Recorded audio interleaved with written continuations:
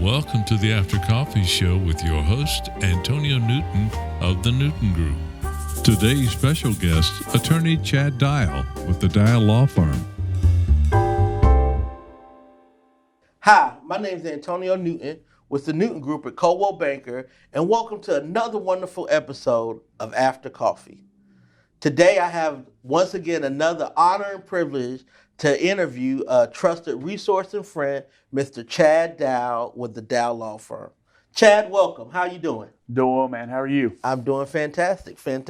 So good to have you here. Thank you, sir. I know real estate's a booming industry right now that's very busy, so I can't tell you and thank you enough for taking time out of your day to be able to, sit with a little old guy like me. Happy to do it, man. Thank you. So we do have some questions from our readers about, what an attorney's role is in the home buying process. And so we wanted to ask these questions to you. But before we dive in the meat of the material, you mind introducing yourself and just tell them a little bit about yourself? Absolutely, guys. So just like Antonio said, my name's Chad Dial with the Dial Law Firm here in Columbia. The firm was started just over a year ago, and I'm happy to say we're doing well and thriving here in town with everybody. Yes, sir. Absolutely. And but other than that, I graduated law school here from South Carolina in 2013. Been practicing here in town ever since and been helping folks out wherever I can. That's right. He's helped people I know. He does a lot of transactions with us, obviously with our office and with other agents around here. So once again, such an honor and privilege to have you. Yes, sir. Thank you. So as we dive in, obviously, your role, you're very experienced in this, and we want to shine some insight, and a lot of this is to help educate people, without charging them an arm and a leg for the education. But really, as we go into it, what is an attorney's role in the home buying process? Absolutely. So the attorney's role within the process is really to work hand in hand with your lender and your real estate agent to help guide you through some of the processes that you're going to have to deal with. One of our main goals that we're here for is to make sure and protect you from things that you may not be willing to understand, things that you may not understand or have foreseen to be occurring for you.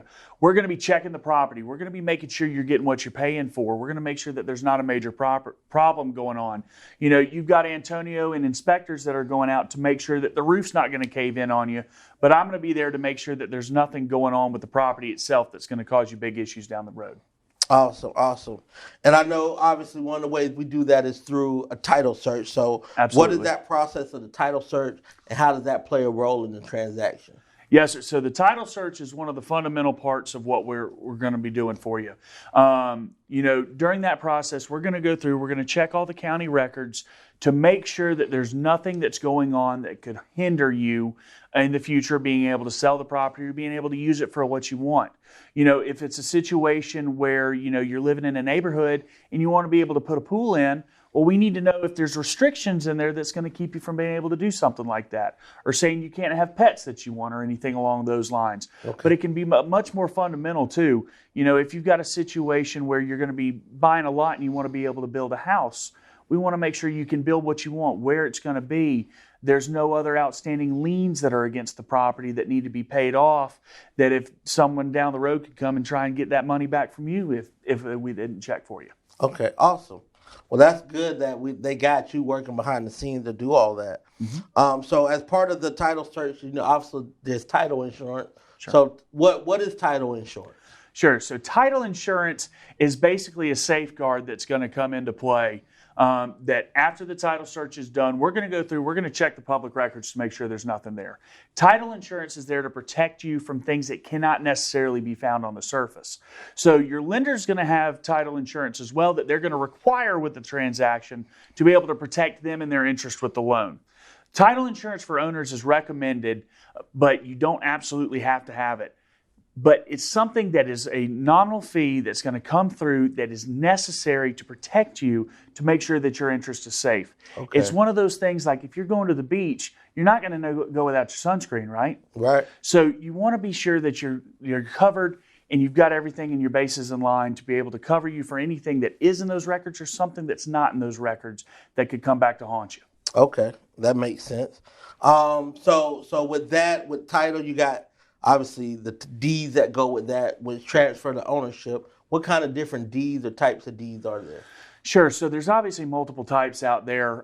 The two most common that we're going to see is first a general warranty deed. That's the one that you want to get. A general warranty deed is a deed where the seller is selling you a piece of property and they're guaranteeing what they're selling to you. They're saying this is what it is, and if it's not that, I will come and back you up on it. A quitclaim deed is the other type that you're going to see a lot of. A quitclaim deed is something where a seller's saying, I'm going to give you what I've got, but I'm not guaranteeing you that I've got anything. For example, there, Antonio, I could do a quitclaim deed right now for you to the State House. I don't own any interest in the State House, but I can deed it to you and say, hey, whatever I got, it's yours now. Now, I don't own any interest. You don't own anything, but you paid me for whatever I'm giving you, which unfortunately is not much. So that's the main difference. So you want to make sure that you're getting a general warranty deed on all your properties. Okay. And so now, once all this process is going through, and now we got to the point where we're getting ready for closing and we're preparing for closing. Shed a little bit of light on closing, what happens, and everything with that. Absolutely. I know, especially for our first-time home buyers, the closing can be a daunting thing, and they give some anxiety for folks. But I promise you, the closing is going to be the smoothest and easiest part of the whole transaction for you. Typically takes about 30 or 45 minutes. We're going to go through the loan documents. It's your opportunity to ask any questions that you have of me. So please be coming prepared with any kind of questions you've got about either your loan, the house, the process, or anything else in general. When you're coming to the table, make sure that you've got two forms of identification, usually a driver's license or anything else you might have, birth certificate, social security card, something along those lines, because your lender is going to want us to be able to have that. And also you want to be able to be coming prepared with any kind of funds that you have to bring to the table. Every attorney is a little bit different, whether they're going to allow a certified check or they're going to want a wire coming through. Just make sure you're communicating with your attorney. That's the most important thing is, maybe even a week, 2 weeks prior to closing, go ahead and reach out, ask the questions if they haven't reached out already to say how you can get that money over to them. Awesome. And so nowadays, obviously, with COVID and everything, the climate's a little bit different. And sometimes, what if there's a situation where something happened where someone may have gotten sick or they can't make it to the closing, or there's an emergency? Can you reschedule the closing, or how does that work? Sure. There's multiple options there that can come into play. The biggest thing there, again, is communicate. You want to make sure that your lender, your attorney, your real estate agent all know exactly what's going on. If you can't be there and we've got time to be able to come up with a game plan, there's things that we can do. We can do things like a power of attorney where somebody else can sign on your behalf. Okay. Or we can do a mail-away closing where we can mail you the documents, you sign, and be on the phone with me as you're going through them and things like that. But we need to have that line of communication open as early as possible to make sure your lender and all the other parties involved with the transaction are aware of exactly what's going on. Awesome. Well, they got to sign quite a bit of documents at closing sometimes. What do they do with all that after closing? So those documents are absolutely critical. They're your record of exactly what you've been purchasing here. So you want to keep them in a good, safe place, either safe in the house or a good location where you keep all your other important documents, maybe a safety deposit box, something along those lines. Mm-hmm. Just do keep in mind, too, the deed and the mortgage documents specifically, those become of record with the county. So if you do so happen to lose them in the midst of a move or something like that, it's not the end of the world. Just call me back. I'll be more than happy to send you another copy. Awesome.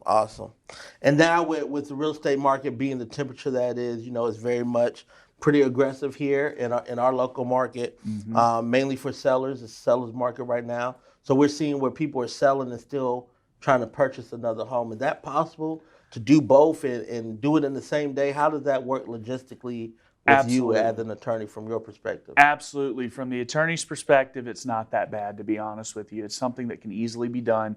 And again, it's just down to the communication. We want to make sure that everybody's on the same page and ensuring that both transactions are flowing smoothly so that they can go together. But it's something that where we do back-to-back closings all the time, where somebody sells a house and an hour later we go straight into their purchase. Awesome.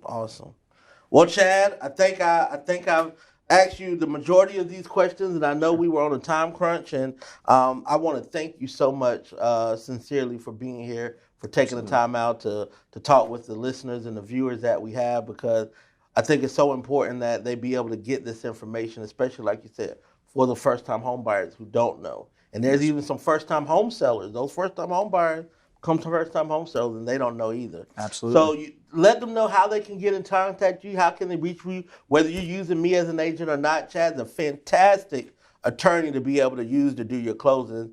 And how can they reach you? Well, thanks, Antonio. Yeah, the easiest way to reach me is going to be by phone. You're more than welcome to call me at my office. It's 803-828-7661. You can also reach me via email. My email is cdial@thedialfirm.com, or you can just go on my website, and that's thedialfirm.com. Awesome. Well, thank you so much once again for being here. Thank you all for watching and listening. If you have any questions, please feel free to reach out for Chad. You can always reach out to me, Antonio Newton, with the Newton Group at Coldwell Banker, 803-608-2597. And stay tuned. We're going to continue to do these educational interview after coffee series, because we think they're so vital to our community and what's needed. So once again, thank you, Chad. Thank you all for watching and listening. And stay tuned, be safe, and stay tuned to our next episode. You've been watching After Coffee with Antonio Newton of the Newton Group at Coldwell Banker. After Coffee is a hyperlocal show interviewing hyperlocal businesses and people in the greater Columbia area. After Coffee, it's love hyperlocally.